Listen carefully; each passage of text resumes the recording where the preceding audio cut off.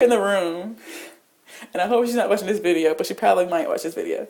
But whenever we're in the room, and she had like the serious face on, so I knew she was about business, whatever. She said, "Now, ladies," she said, "when you go in there," she said, "spread your cheeks," and she said, "Now don't spread it all the way up to your chin, spread it out." And I'm just like, everybody's just quiet, and I had to be the one just to bust out laughing. I'm like, "Can your cheeks really get up to your neck?" She's like, they have a tendency to spread them to their neck instead of spreading them out. She's like, we want to see all the crevices and stuff. And I know this is graphic. I'm not trying to be graphic, but when she said that, I just couldn't hold it in. I started dying laughing, and then like the group kind of laughed too. And she was like, "Don't spread it to your neck." I'm like, "Can your cheeks really go that high?" Like I was just like kind of amazed. Like I've been missing out on some things that they could go that high. I mean, really. But I just thought it was funny, and she like kind of broke the ice, so we wouldn't get nervous or be that nervous, whatever, about the ordeal. So once you get in there, you spread your cheeks so they can see, make sure everything's okay. Then you spread your butt cheeks to make sure no hemorrhoids. Then you roll over and he checked your spine. And then the only thing he did for your butt was kind of like spread your cheeks open a little bit just to make sure, I guess, like everything was fine, like a line down your back, whatever. I don't know. There was like a story this girl had said that was there about her brother told her that they get a glove on and they go at your butthole. No, none of that. That's BS at its best, I guess. I mean, I never heard of that, and that definitely didn't happen today at all. So after that, after you did all that, the lady said, she's like, after you do that, don't touch me or anything in that room. She said just turn, slide down, and sit up and hold your hands up. And she would wrap you like a burrito, so you hold your hands up because nobody want those little cheeky hands on them. No. And then after that, you would sit down and you would talk to the doctor and the physician. The physician would tell you whether you passed the physical or not. So after that, basically, it's over with. Then you go to the front medical desk and they make a copy of your record, and they send you on to the liaison. Now that's where I encountered my like longest wait. Waiting for the girls wasn't like for the other girls to come in and do a duck walk was not that long, but the liaison wait was like kind of the longest like part of the day. Granted, there's only 2 liaisons there. Well, there were only 2 for the Air Force branch, but that seemed like the longest wait for me. So went to the liaison. Basically, they gave me a survey I had to fill out. And they gave me a survey I had to fill out and something else. I can't remember what it is. They gave me a survey I had to fill out, and they gave me basically asking me when I want to leave for basic, when was I available to leave for basic, did I have a list of jobs with me, is there one area in particular that I was interested in, etc., whatever. And then after you filled it out, you had to take it to your liaison. Then your liaison would come back out and they would give you a sheet of jobs that you qualify for according to your physical and your score. Of course, they would go over your paperwork, and they would go over your paperwork and ask you everything. Is everything okay? Are you lying about everything? Have you ever smoked weed? Did you smoke weed last night? They would ask you everything all over again. Do you have any pending traffic violations against you now? Let me know now. Blah blah blah blah.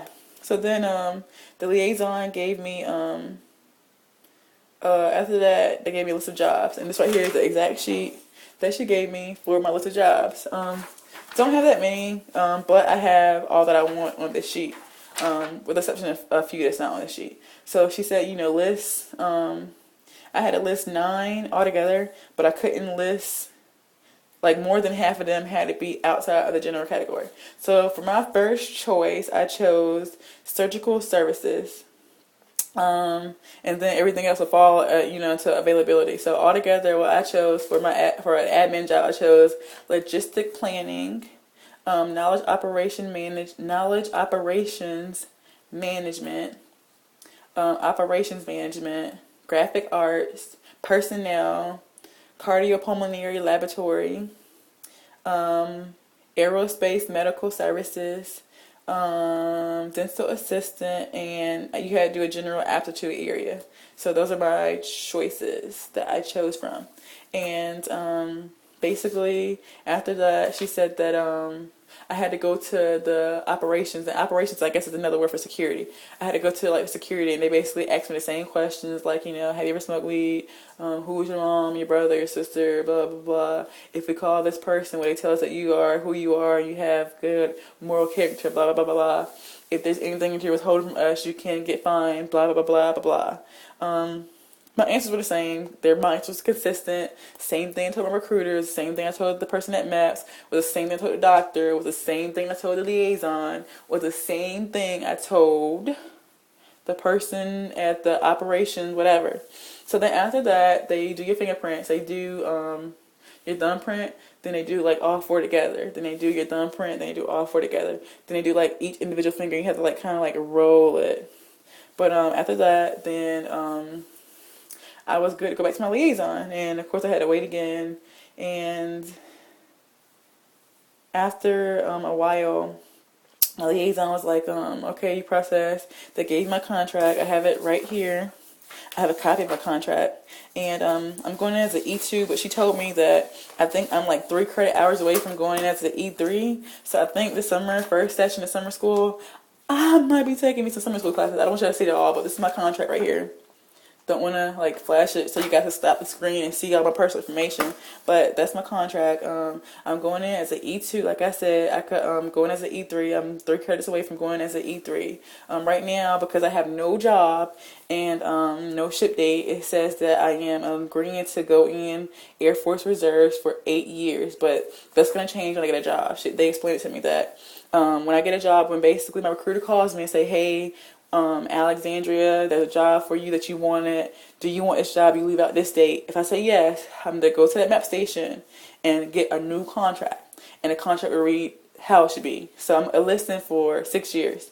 I'm doing 6, I think I'm listed for 8 years. I'm doing 6 active duty and 2 inactive. So it's altogether it's 8 years. And it would change from reserves to active because I'm going active duty. And that's about it. Yeah, that's about it. And of course you have to sign out with your fingerprint. And that's my contract. And whenever I was on my way out, before I left, of course you swear in. And I have pictures of me swearing in. Because I'm recording on my phone and not my flip, the flip. I can't edit and show you pictures like, you know, in a little screenshot, whatever. So if you want to check out my pictures of me swearing in, go to my Instagram and you'll see it. But this is like another restriction and conduct that you have to of course, you know, you're in the Air Force debt program now, so you have to carry yourself at a certain level. Don't be doing anything illegal that would disqualify you, etc. So I swore in and I swore in with a young lady who's also joining the Air Force, and we were both excited, pretty pumped, you know, to finally get to this point.